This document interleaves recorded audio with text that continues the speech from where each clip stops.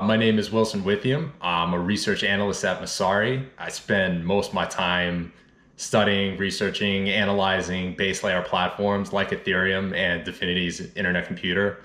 For those that don't know Messari, we're a data aggregation site. So you can go and check out any of the best prices on assets and what you want, but we also have a lot of other tools associated with that, including charts and screeners where you can get all the other data points beyond just price. We also have a large number of educational materials around these assets as well, so you can come and learn about them, explore them. And then we have a research team, which includes myself, that dedicates our time to developing a lot of in-depth research on a lot of these different projects and assets. So right now, DeFi and Ethereum is booming. The sector has pretty much kind of launched us into what could be the next market growth cycle.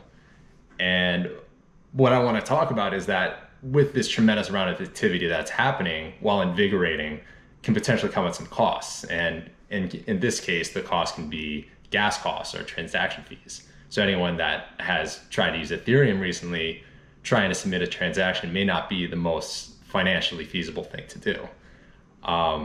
So as these users really start to encounter high fees on Ethereum, what could this mean for other base layer platforms? Could we start to see some growth somewhere else, applications going elsewhere, users going elsewhere? There's definitely a potential for that, as well as maybe some collaborative efforts between Ethereum and some other networks. So to kind of backtrack a little bit, how did this frenzy around DeFi kind of pop up? The movement around DeFi really isn't anything new.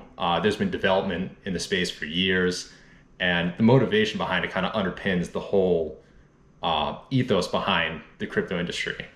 So over the past few years, we've seen a lot of development on these applications that really are starting to offer real value, such as the ability to acquire and transact in stable value or stable coins, or the ability to use non-custodial exchanges or lending platforms. And a lot of these applications have kind of opened the door for some long promised features of blockchains and crypto, including token weighted governance. So there were some components that led to the rise of DeFi along the way. One in particular was the idea of smart contract composability, which is really the ability to build new applications using components from existing ones. This sped up the rate of software development, and that's why you've seen a mass explosion of applications in the DeFi space, because you're able to use these existing primitives as opposed to building something from the ground up, which takes time, which is time and resource intensive. That really isn't possible without these open permissionless standards that we have around not only tokens but also our smart contract code.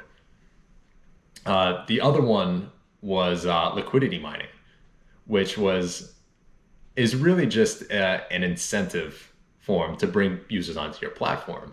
You essentially give out new tokens to users that lock up value either on your exchange or in your lending platform. And it benefits the project because they need users on board. They need more capital on board to provide enough liquidity to other users. And at the same time, it allows users to actually earn more in return for what they're providing to the platform. So it was this new token distribution mechanism, or maybe not new, but this recent DeFi, rise in DeFi popularized the use of liquidity mining. And that's why you're starting to see all these different vegetable themed forks pop up, because of the ability to just hand out a new token, say, hey, you can earn this massive percentage of yield, and maybe it might be useful later on. So like 2017, you start to see some projects pop up that may not have the best intentions, but it's decidedly different this time around because you actually have people using the platforms what they're intended, as opposed to just holding a token hoping it appreciates down the road. And I say this in comparison to what we've seen in the 2017 ICO boom, where you had this mass explosion, this Cambrian explosion of tokens that really ended up being valueless. Payment tokens added more friction to many of the applications that were created during that time. However, this time around it's decidedly different. The DeFi movement was supported by real projects that provide actual solutions. And in most cases, they have users that are actually using the platform for its intended use case, as opposed to just token holders sitting and waiting for the token to appreciate. Also, you kind of have more tokens this time around that actually have some sort of utility in the ability to potentially accrue some value, most in the form of a claim on trading fees or lending fees. What you're also seeing right now is the current infrastructure is far more robust than it was a couple of years ago. And this is very apparent in the way decentralized exchanges work now compared to what they did. The current prevalence and liquidity that exchanges like Uniswap have were almost unfathomable back in 2017. And now you're starting to see DEXs win the battle of listing long tail assets, and they're starting to actually encroach on the trading volumes that you see on traditional centralized exchanges like Coinbase.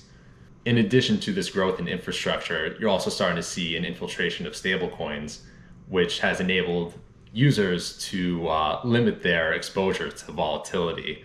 And this has also helped the DeFi industry grow as it's onboarded new users who may have previously not have wanted to get involved because of the volatility. With Ethereum's fees rising, it could tend to price out some users and even turns DeFi into what could be a game for the wealthy few. This would in turn lead users and maybe other applications to start to explore other networks that are offering better transaction fees. Solutions can be some layer 2 infrastructure that's being built on Ethereum right now.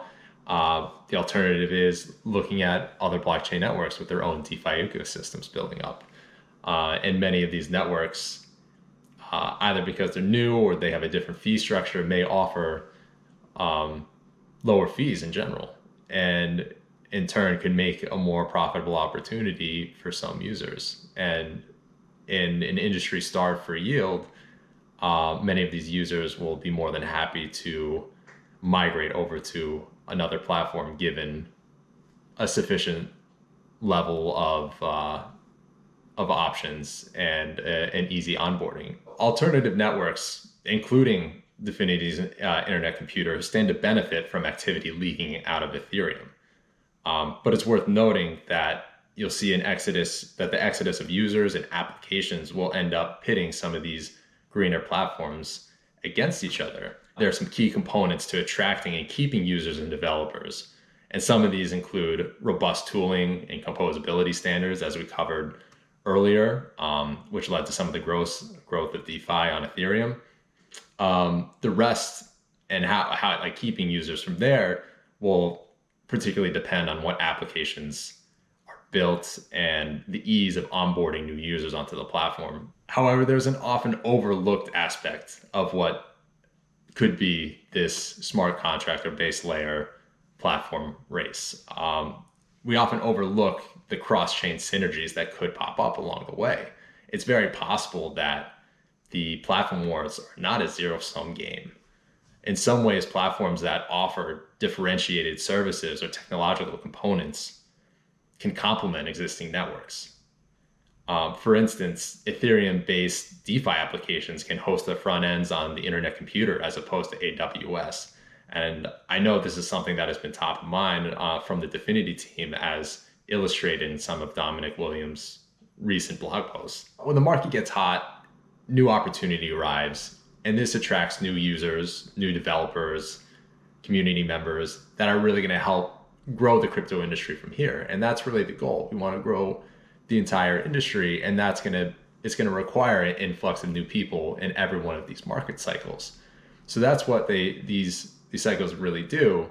They bring in new people when there's opportunity, and then we don't know where the market's going to go from here. It could continue to flourish like it has over the last few months. We could see a bit of a cool down, not too sure, but it's during that time where you're going to start to see a lot many more ideas, pieces of infrastructure get built up that can really kind of help the next stage of applications develop. Whereas token sales were fleeting, DeFi has staying power, and it will likely be the sector that sparks the exploration of networks outside of Ethereum.